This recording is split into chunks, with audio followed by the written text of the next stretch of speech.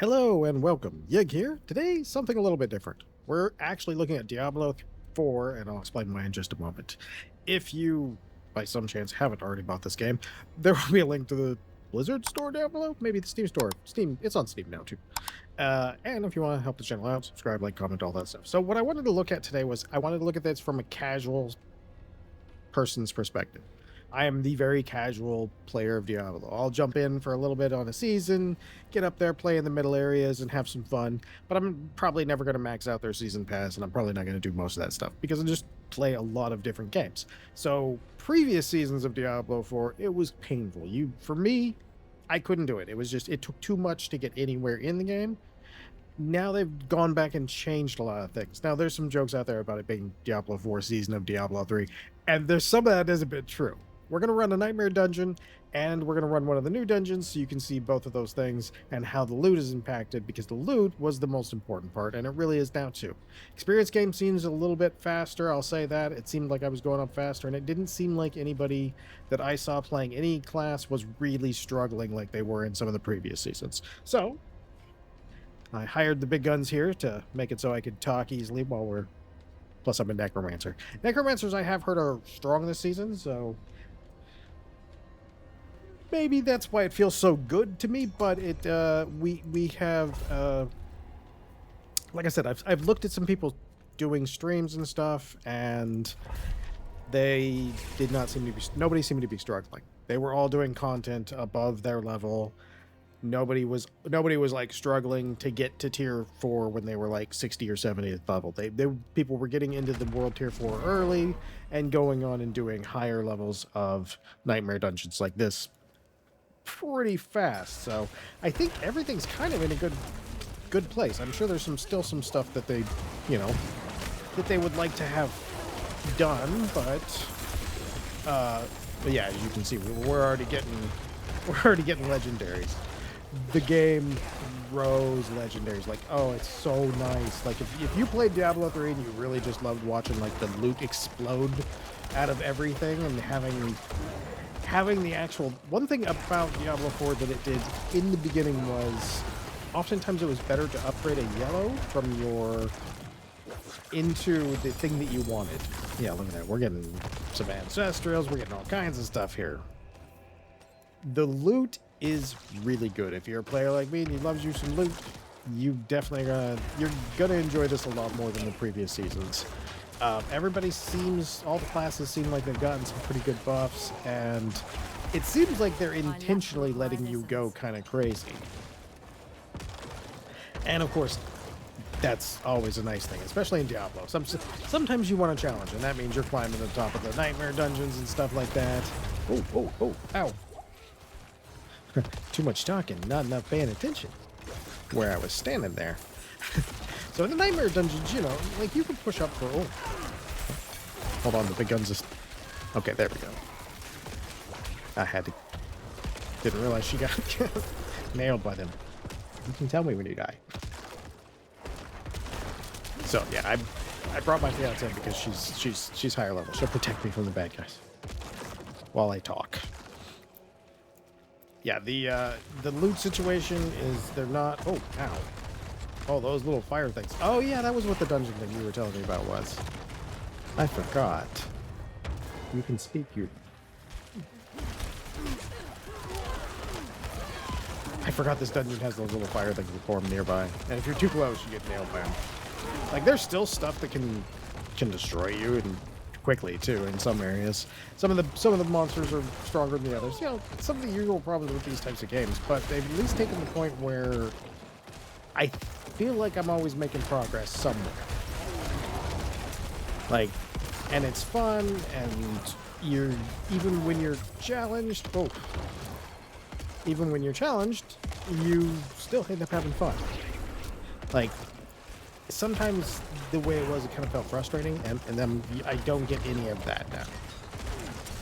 Which is, to me, great, and makes it definitely worthwhile to going through. And again, I'm no Diablo expert. I'm coming from the perspective of a completely casual player. I probably hit the level cap in Diablo 3. No, I can't even remember. I think the most I ever had was just a couple hundred Paragon. Like I'm not gonna be there the whole season. Ooh, ow. Oh, those things hurt. Oh, those things hurt so bad. The little fire explosions are gonna murder me. There's definitely fun to be had. And like I said, from a casual perspective, I didn't have a problem leveling. I didn't have a problem getting up to this point. It was just a kind of nice, smooth progression all the way up. And I did have a couple levels in there where she was nice enough, to take me through a couple dungeons. But the interesting part was, even on the ones where she was kind of carrying me, my skeletons were actually able to still contribute a little bit of damage. So, like, it actually felt kind of weird because it was like, oh yeah, blast wave, sure. That was always fun. So yeah, they have a lot more, and these are nightmare dungeons. So this dungeon style right here, that's been in from the beginning. We're gonna do the new dungeon style here in just a moment. That guy hurt, but he's still hurting.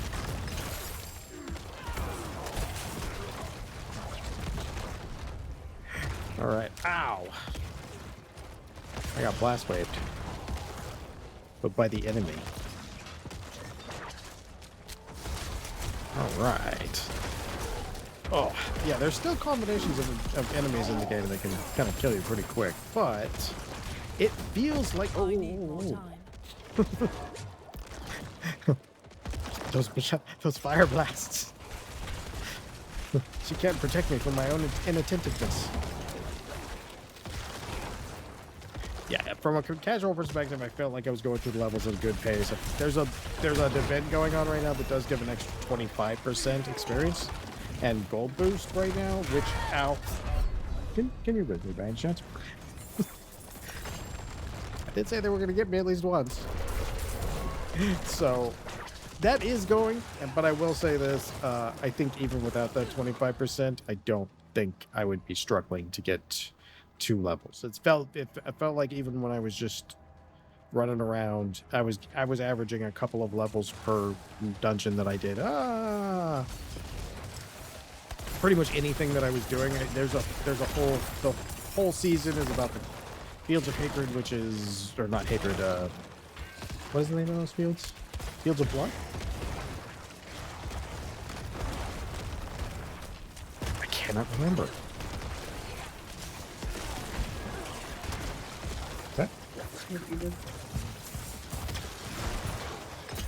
But the mechanic goes around one of the overmap, the season with the Iron Wolves, I believe. With them, it revolves around one of the overmap events, and so you're constantly doing that. And as you're leveling up, you actually make a lot of levels doing that really easily.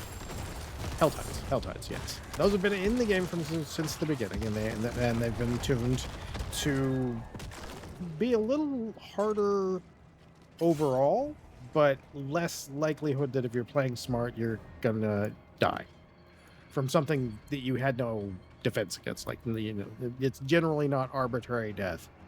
Sometimes it is a Diablo game. Sometimes arbitrary deaths do happen. Oh no, we're in different places.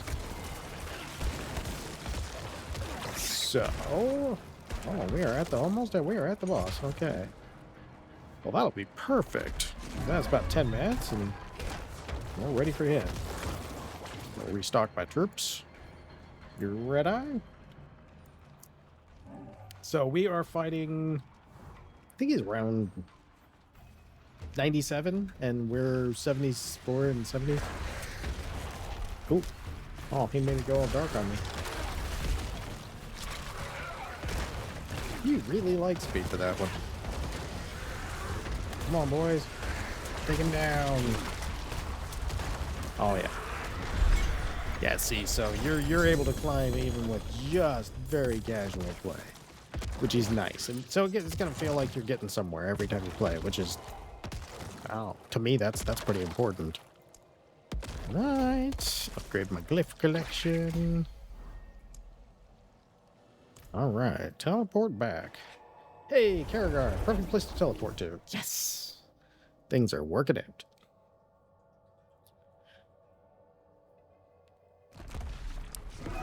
So, quick little inventory thing. Right now, these are tempering is a new thing in the game, and you get these dropped. They are recipes for tempering gear. I haven't really got into the system because it's basically for kind of end-game gear, and I just got to the point where all my gear is the 925 that you're looking for. So, ooh. Well, hello. I think I just found my new boots. I get my same thing, but I'm trading poison resistance for a mountain of armor, and I'm trading 3 evade charges for the movement speed buff. Yes, please. Oh, yeah, that was good. All right. I think that's going to be it for me. I just need to have one quick thing before we do this other dungeon. And I want to show you this is... Let me go over here. You have a bunch of equipment. You got some symbols up here. Some of them... This symbol, I believe, means... that it's an upgrade. Yeah, it upgrades in an aspect in the Codex of power. If you remember in previous seasons, you had to go. You would have to get a piece and then transfer it, and then get a piece and transfer it, and you were always looking for the piece that had the really good roll. Well, if you've ever played the Division 2, now it works like that. So what you have is a catalog, and you just break them down to get your aspects now, which is super great. And it runs like the Division 2's catalog system. So basically, you're looking to break these down to upgrade these rolls because it saves the highest roll that you've got in here. And so when you go to a new piece of equipment, you automatically get your previous highest roll when you're imprinting it. And that makes things super nice on the thing. I heard tempering's interesting. I haven't tried it yet, so I can't really talk too much about that, but I do want to show you this other dungeon type, and we'll probably be around, I'm going to guess, about 25-30 minutes, but I want to show you because this is kind of part of where the season of Diablo 3 joke comes out. So I've got a little bit of these. We're going to go down to tier 1 because I am a weak. All right, so are you ready?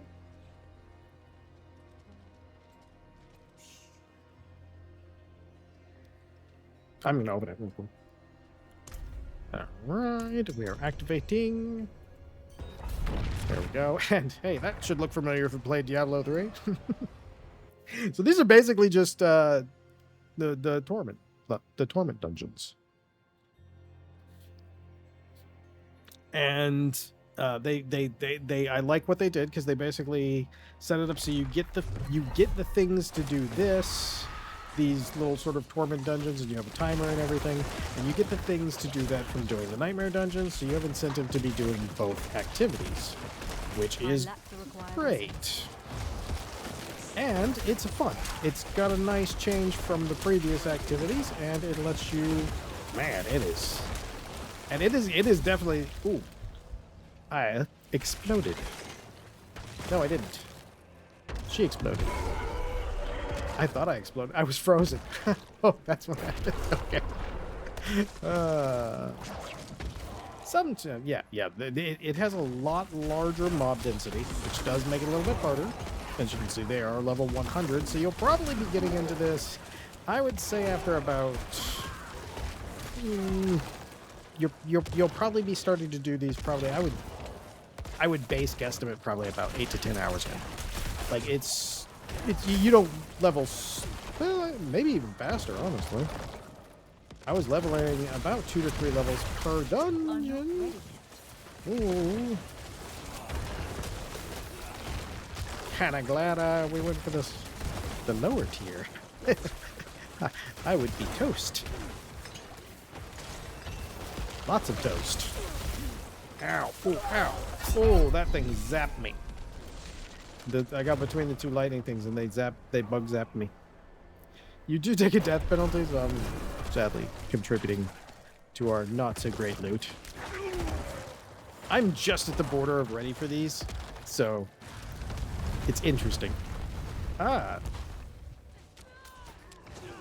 The roof, it hit me. Oof, let's get some piles of poison underneath of them. Okay. Yeah, these run and feel a lot like your torment level dungeons in Diablo 3. And I think that's a good thing because now you have something for you have kind of a thing for both player base. Now there's no loot in here. They give you loot, and the amount of loot you get and the quality of it does base on what you do in here and your timer. The better your timer is, the better your loot. So it incentivizes, this one incentivizes you to run it kind of as fast as possible. And not having loot drop is pretty good for that. And then each of these is, we just need to fill that bar up. Once we fill that bar up, then our portal to the next area opens. Oop. Can't fill the bar in places we've already been, though. So, basically, I mean, you've seen Diablo. It's Diablo, and again, I feel like all the Diablo games, and I know that some people get annoyed with me when I say this, but I feel like all the Diablo games kind of start off a little bit disappointing, and then after they put a few levels of put a few patches in and things like that, that the game kind of really takes off and becomes a great game. Like I feel like that with Diablo 2. I feel like that with Diablo 3. I think they always come out with not quite what they're looking for, and then they just polish it to that level that we associate with Blizzard games of, you know, very polished, very high production games. And I think all the Diablo games kind of start off in a rough place.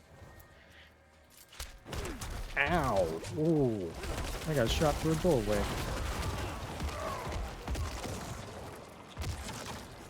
Oh, here's our first door. So yeah, if you, like I said, it definitely feels like a torment level dungeons, because you're going through some levels and it's randomized and it's nice. It actually does break up the nightmare dungeons where you kind of have the. I can't even remember if they have different varieties. Oh, thank God for that 9-second. That bubble just saved both of us. I have to put my bubble back on while I'm introing. Yeah, they have some great items. This ring that that we're using, both of us are using on our necros. This is it literally like does your corpse explosion skills. 3 of your corpse explosion skills on corpses around you every couple seconds. So you're just constantly telling your soldiers are getting better, you're getting boosted, they're getting healed, you're making little puddles of poison or regular corpse explosions if that's your flavor. I like the dot. The dot one works well because you can stack them too.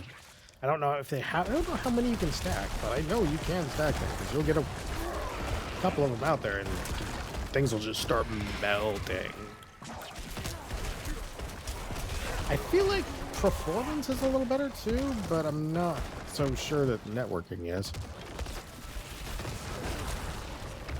We've always had some pretty awful rubber banding between the two of us when we're both playing. So it feels like it still has some rubber banding. Not as much though. Oh, yep. See, now we're ready for our guardian.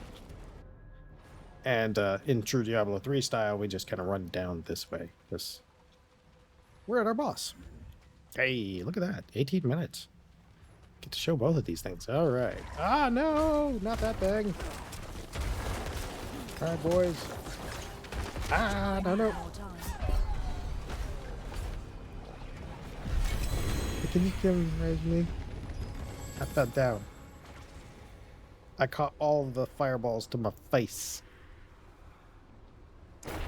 See, that's why I brought the big guns. And then this gives you just straight up really good loot. Like, these are all going to be max power pieces, ancestral legendaries. And sometimes you'll get ones with a symbol like this, and these little star symbols mean that they rolled with something that's extra good. So you're kind of looking for the loot grind seems to be you're kind of looking for those, and you're kind of looking for some of the really good stuff. So let's head on back to town. And yeah, like if you have Diablo 4 or and you weren't really super happy with it, and you kind of stopped playing it because it wasn't really very Diablo feeling to you, other than the environments. If it felt like it was a little too much of a struggle, it's in a place now where you'll probably put a lot of time in it. If you enjoyed Diablo 3, you're definitely going to like this. This is so much better of a place for anyone who likes Diablo 3. I think that they kind of went a little too far in the grimdark seriousness, and there's a good chunk of Diablo players that just want to watch the screen explode. I am definitely one of those players. So if you're still here, thank you all for watching. Again, there'll be a link to the Steam and Blizzard page in the description, and I hope you come back for the next one. Have a great day.